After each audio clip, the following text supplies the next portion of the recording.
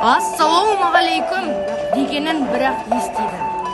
Ағатай деген бай сөзін жалғастыра алмай отыра кетеді. Алдар оның қолтығынан демеп тұрғызады да: «Оу, Байеке, сізге не болған? Неғып жер жыртып жүрсіз?» Оға жалшы, қайда кетуші еді?